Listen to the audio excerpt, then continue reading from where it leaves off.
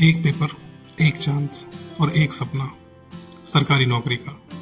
पर क्या होता है जब सिस्टम ही खोखला हो, जब पेपर एग्जाम से पहले ही बिक जाए, जब सपने स्कैम बन जाए। हर साल करोड़ों छात्र UPSC, SSC, TGT, PGT, NEET और शिक्षक भर्ती की तैयारी करते हैं। बहुत से छात्रों के लिए यह सिर्फ परीक्षा नहीं, एक युद्ध है सिस्टम के खिलाफ। भर्तियां पेपर में और नेताओं के सपनों में तो हर साल आती हैं, लेकिन वास्तविकता में ये जब आती हैं तो घोटालों के भेंट चढ़ जाती हैं। साल 2024 नीट में 67 छात्रों को 100% मार्क्स मिले। कई संदेह के घेरे में थे, लेकिन हुआ कुछ भी नहीं। उत्तर प्रदेश लेखपाल परीक्षा, मेरिट बहुत हाई गई, सस्पेक्ट कई थे, लेकिन हुआ कुछ भी नहीं। और यूपी पेट 2022-23 अभी तक कोई एग्जाम ही कंडक्ट नहीं करा पा रहा है। और अगर यूपी टीजीटी, पीजीटी की बात की जाए तो इस पर सिर्फ तारीख पे तारीखें ही मिल रही हैं। ये घोटाले मामूली नहीं है, इसके पीछे एक संगठित माफिया है। कोई नहीं जानता कि पहला पेपर कब लीक हुआ था और कोई नहीं जानता कि पेपर कब तक लीक होगा।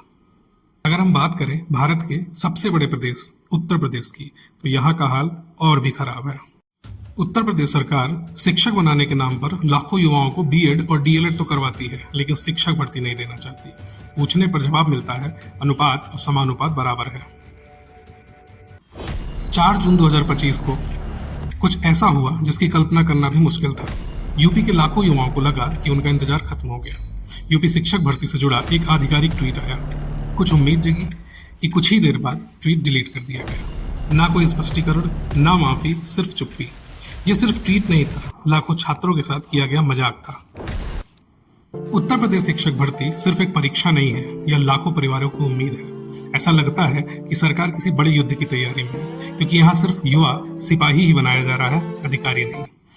कागजों को छोड़ दें तो धरातल की हकीकत यह है कि 2019 के बाद से 2025 तक शिक्षक भर्ती या कोई बड़ी भर्ती आई ही नहीं। छात्र तैयारी करते करते उम्र गुजार दे रहे हैं। 2022 में टीजीटी, पीजीटी की वैकेंसी आई, जिससे कुछ उम्मीद जगी, लेकिन अभी तक उस पर सिर्फ तारीख पे तारीखें ही मिल रही हैं।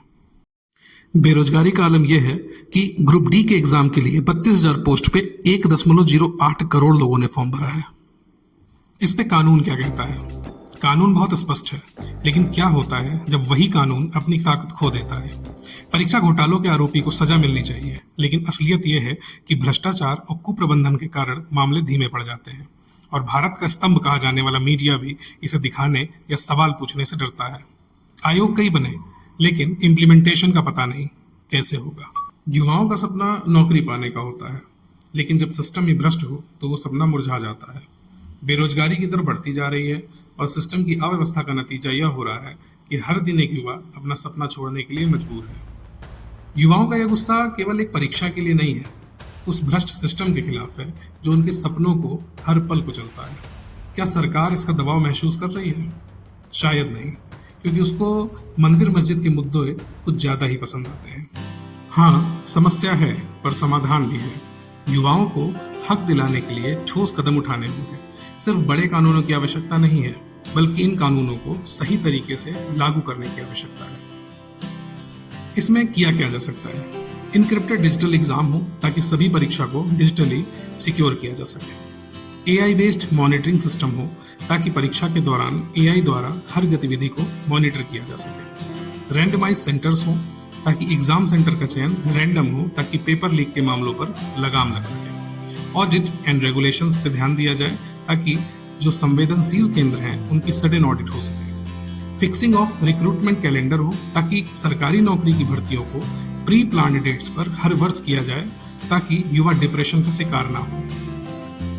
ये डॉक्यूमेंट्री उन सपनों के नाम है जो हर साल लाखों स्टूडेंट्स के दिल में पलते हैं। ये उन छात्रों की आवाज है जिसका गुस्सा हर दिन सड़कों पर है। क्या हम इस सिस्टम को बदल पाएंगे? क्या हम इस सिस्टम को न्याय दिला पाएंगे? शायद हाँ। मिलते हैं नेक्स्ट डॉक्यूमेंट्री के साथ। नमस्कार।